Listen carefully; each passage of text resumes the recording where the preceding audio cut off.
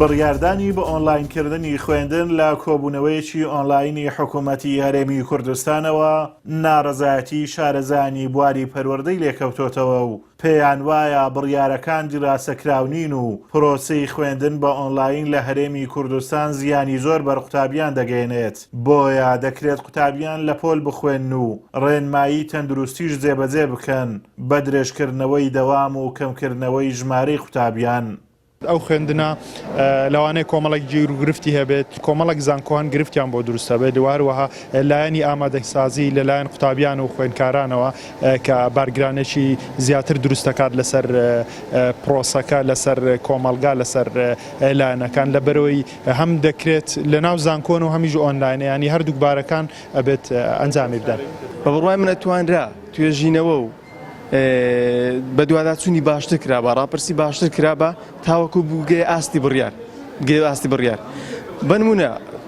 وەزارەتی خوێنی باڵاتوانی مەسەلەن دەوام بباتە 5 ئێوارە تا 5 ئێوارە درێژکە ئەوەی کە لە چارەسەرەکان باشە نیوەی قوتابیەکان بێنە ناو پۆل بە دوور یەکترەوە دانیشن لە کاتێک وەک توێژەران باسییان کرد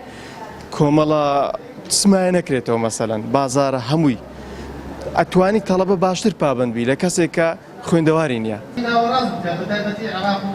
مامۆستایانی زانکۆ پێیان وایە ساڵی ڕابردوو ئەزمموی خوێندنی ئۆنلاین لە بەشێک لە زانکۆکان پەیڕەو کرا، بەڵام نەتوانرا سەرکەوتوو بن، بۆیە زیانی زیاتر بووە لە سوود، بۆیە ناکرێت ئەزمموونێک کە سەرکەوتنی نەهێنا بێت دووبارە بکرێتەوە. ئەوەی دەبینین لە ساڵی ڕابردوو شتێکی وا کە جێبەجێکرا تەسەوەر دەکرێت تا ئێستاکەش وەزارەتی خوێنی باڵایان وەزارەتی پەروەردە نەیانتوانی بێ هەڵسەنگانێکی تەندروست و دروست بۆ بابەتەکە بکەن، چونکە ئەوەی کە ئێستا دیسان بڕیار لەسەردراوەتەوە بۆی بتوان دووبارە قوتابیان نچنەوە ناو کەمپەسەکان و ناوەندەکانی خوێندن بە دنیایەوە لێکەوتەی زۆر نێگەتیڤ و نەرێنی دەبێت لەسەر خودی پێگەیاندنی قوتابی و کاریگەریەکی نێگەتیڤ دەکاتە سەر کۆمەڵگا دوازار لەسەر خێزانەکان دوازار، چونکە ئێمە دەزانین کە ناوەندەکانی خوێندن یا ناوەندەکانی زانکۆ و ناوەندە ئەکادیمیەکان ناوەندێکی هەرە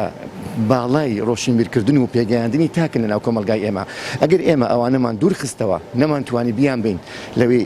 کاریان لەسەر بکەین، ئەو دووریە دەبێتە فەراغێک و دەبێتە کلێنێک کە ئێمە نەتوانین بۆکو پێویست پەروەردەیان بکەین. حکوومەتی هەرێمی کوردستان بێگوێدانەبار و گوزەرانی ژیانی هاوڵاتیان بڕیار دەدات و لەسەریان جێبەجێ دەکات. لە ئێستاشدا ئەم بڕیارەی بە ئۆنلاینکردنی خوێندن جۆرێک لە باقورسایی بۆ خەڵک دروست کردووە، چونکە هاوڵاتی توانای ئەوەی نییە موبایل یاخود ئایپاد بۆ مناڵەکانیان بکڕن. ڕەنگە دوازاریش بەکارهێنانی ئەم ئامێرە زیرەکانە زیان بەر پرۆسەی خوێندن بگەێنن، قوتابی لە جیاتی خوێندن خۆی بە موبایلەوە سەرقاڵ بکات. ئازادۆمەراوەی کەناڵی ئاسمانی پەیام، قەزای سۆران.